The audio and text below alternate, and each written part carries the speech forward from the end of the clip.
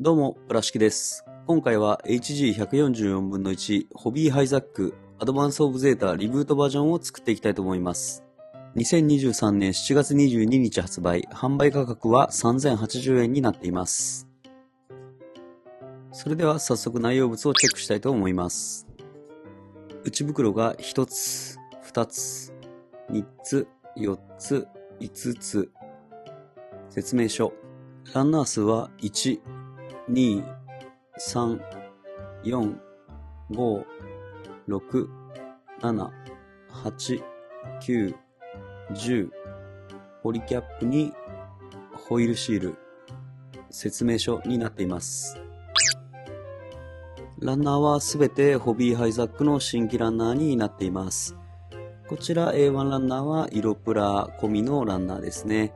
A2 ランナーも色プラ込みのランナーになっています。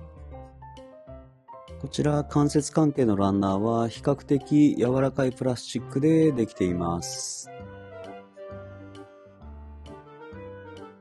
こちらのランナーは白の発色が結構明るめの発色のランナーになっています。こちらは特徴的な青のランナーですね。このランナー、肩のアーマーの部分が一体成形になっています。このあたりはやはり新しいキットなので最新の技術が使われていますね。こちらは特徴的な動力パイプのランナーになっています。ポリキャップは PC001 番のポリキャップ。シールはこのホイールシールが付属をしています。説明書はプレ版系の説明書ですね。白黒の見開きバージョンの説明書になっています。内容量はそこまで多くはないですね。この白黒の説明書はシンプルすぎるので、ポージングなどのちょっと画像とかも中に入ってたら嬉しいなといつも思います。今回は新規造形ランナーのため余剰パーツは出ません。ポリキャップに余剰パーツの方が少し出るような形になっています。さあ、行くぞ！ランナーを切り分けてみました。パーツ数は HG にしては少ない方なのかなと思います。では早速組み立てていこうと思います。まずは胴体パーツの方からの組み立てになります。結構サクサクと組み上がっていくような構成になっていました。パーツの構成や組み立てに関しては2023年販売のキットになるので、新しいガンプラの技術が使われている箇所がかなり多いと思います。比較的組み立てやすい胴体のパーツの構成になっていました。唯一この胸の排気ダクトの部分だけ押し込んでもなかなか入らなかったです。ボディ本体は前後ではめ合わせ、ボディの完成です。胴体部分の合わせ目に関しては首周りの部分にだけ少しだけ合わせ目が出ます。それ以外は段落ちモールドと合わせ目が目立たないようなパーツの構成になっているので、基本的な部分では合わせ目は目立たないようになっています。フロントの部分に関しても合わせ目等は出ないような作りになっています。背面部分も合わせ目はありません。頭部パーツを組み立てていきたいと思います。頭部パーツは複数のパーツで構成されていますが、比較的シンプルな構成になっていると思います。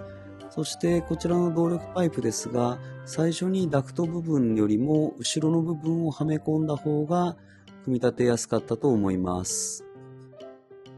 物合い部分のパーツはこのようにシールで補います。こちらを上から差し込みます。そして頭部のカバーを上からはめ合わせて完成です。この物合いの部分ですが、物合いのパーツが左右に動くので、物合いの位置を自由に設定することができます。頭部の合わせ目ですが、基本的には合わせ目は出ないんですが、この動力パイプの裏の部分、この裏の部分に関しては上からはめ込んでいるため、目立ちにくいんですが若干合わせ目が出ます。続いてワン部パーツを作っていきたいと思います。新しいキットなので結構細かいパーツの構成にはなっているんですが、組み立て自体はそこまで難しくはなかったです。パーツも分割で構成されており、合わせ目が極力目立たないような作りになっていました。この肘の部分などもポリキャップは使用されていません。上腕部のパーツに関しては一体成形のパーツとなっています。肩パーツは前後で挟み込みます。このパーツは上腕部にポリキャップは使用せずはめ込みます。そしてこちらが一体成形の肩アーマー。色分けがパーツの分割で構成がされています。この辺りの小さいパーツもそうですね。こちらの青いパーツの方も別パーツになっています。マニピュレーターは握り手の2パーツ構成になっています。そしてこちらをボールジョイントで接続。肩アーマーもボールジョイントでの接続になります。そしてこちらは左肩の一体成形のパーツ。こちらも色分けがパーツ分割でされています。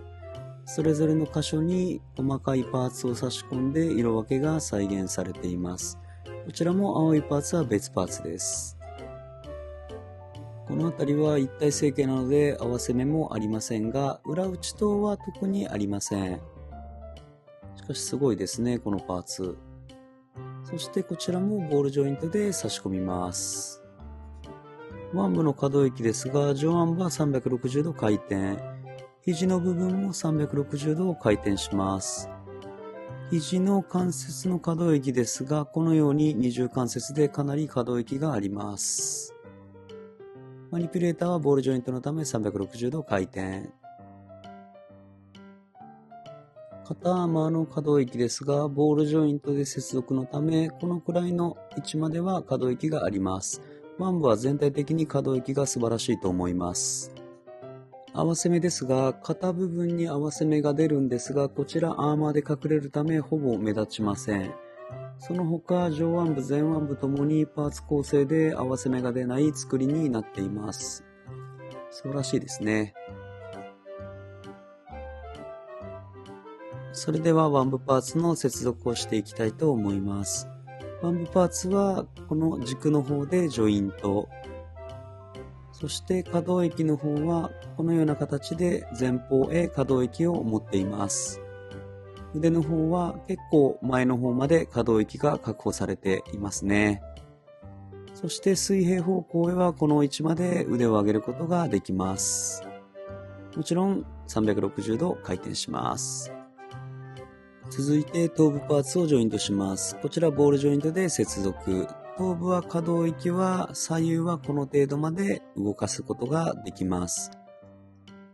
前後に関してはこの程度ですね。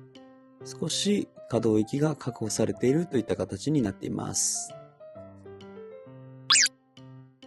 続いて脚部パーツを組み立てていきます。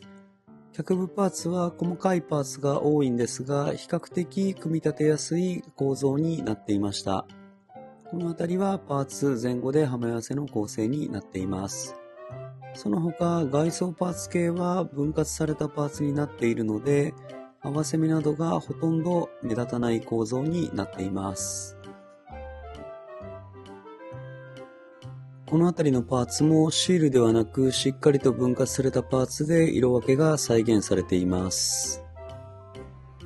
膝パーツも別パーツで色分けがされています。足のつま先部分も別パーツで色分け。足の部分に関してはこのようにはめ合わせで構成されています。内部パーツを取り付け、色分けされた白のパーツで蓋をしていきます。太もものパーツは前後ではめ合わせ。そしてこちらをポリキャップで膝の部分とジョイントします。こちらふくらはぎ部分のスラスター部分は別パーツで色分け。そしてこのパーツも色分けで再現がされています。そしてこちらを横の部分へジョイント。足パーツはボールジョイントで接続します。そして特徴的な動力パイプはこの位置へ接続。しっかり色分けがされていますね。そして腰部分との接続箇所は前後ではめ合わせ、ポリキャップの接続になります。そしてこちらを太もも部分へジョイント、脚部の完成です。そして可動域ですが、このように膝の部分は動力パイプが伸びる位置まで可動します。足首の方はこのように前後まで可動域が確保されています。左右上はこの通り可動します。ある程度可動域が確保されていますね。合わせ目ですが、脚部はもう全く合わせ目が出ません。こちらほとんどパーツ分割のため合わせ目が出ない構造になっています。太ももの部分に関しては段落ちモールド化されているので合わせ目は目立ちません。膝部分も合わせ目は目立ちませんね。そして足の部分もパーツが分割されていて合わせ目は出ない構造になっています。肉抜きも足裏ありません。そして最後にウエストパーツを組み立てていきます。フロントスカートをこのようにはめ合わせます。そして後ろのパーツと前後をはめ合わせ、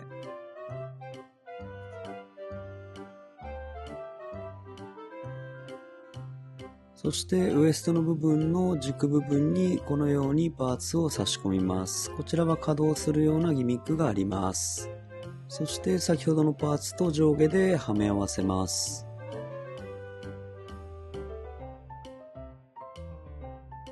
リアスカート部分はパーツ分割で色分けがされています。このようにはめ込みます。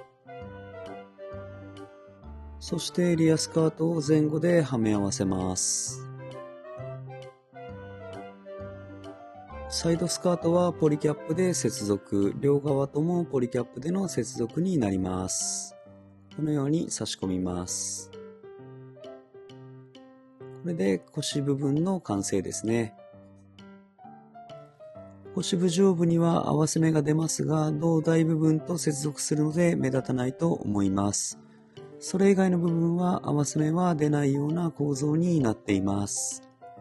そしてフロントスカート、サイドスカート、リアスカートともに裏打ちのモールド灯は入っていないですね。シンプルな作りになっています。そしてアクションベース用の穴も開いています。こちらの軸の方は前後に稼働するギミックが搭載されています。それでは腰のパーツと脚部パーツを接続していきたいと思います。脚部パーツは軸でジョイントされています。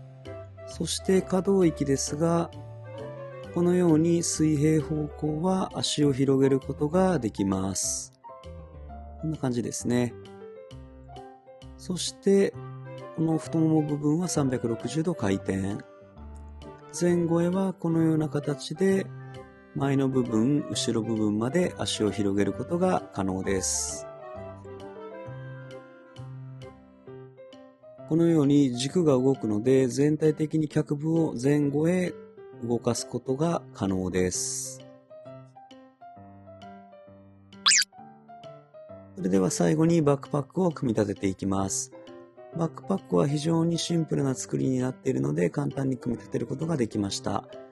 ブースターをこのようにジョイントします。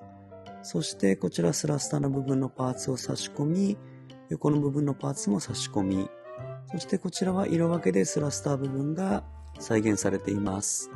こちらをジョイントし、バックパックの完成です。バックパックはこのようにスラスター部分が稼働するギミックが搭載されています。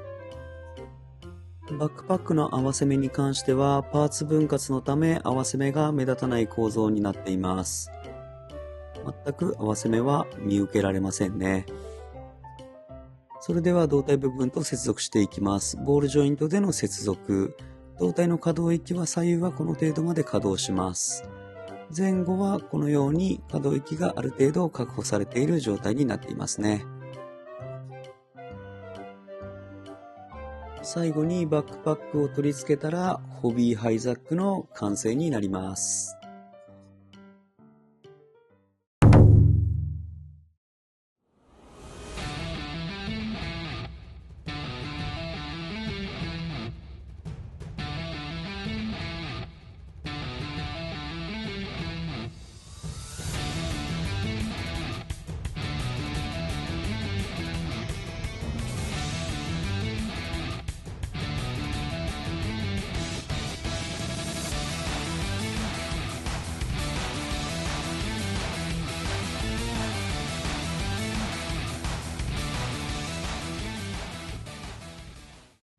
HG144 分の1ホビーハイザックは派手な色分けなどもしっかりと成型色で再現され、パーツの分割なども進化を感じるものになっていました。プロポーションもハイザックとは言ったものの、HGUC のハイザックに比べてかなりマッシブな印象になっていて、独特の雰囲気があります。カラーリングはかなり派手めな色合いですが、シールではなくパーツでしっかりと色分けされていました。もちろん細かい部分でいくとスラスター内部など塗装の必要な箇所やシールで補う箇所はありますが、それでも十分すぎるくらい色分けがされていると思います。艶消しの塗装をするだけでもかなりグッと締まった印象になると思います。新しいキットなので可動域の広さや合わせ目の少なさなども十分満足いくものになっていました。このキットはホビーハイザックということで武装類がないのが残念な点ですが、それでもハイザックの進化を感じることができました。今度は過去のハイザックシリーズがこのホビーハイザックをベースにしてリリースされるかもと期待が持てますね。首を長くして待とうと思います。それでは今回はこの辺で。初めての方もいつも見てくれている方もご視聴ありがとうございました。よかったらチャンネル登録などしてもらえるととても嬉しいです。それではまた次の動画でお会いしましょう。ありがとうございました。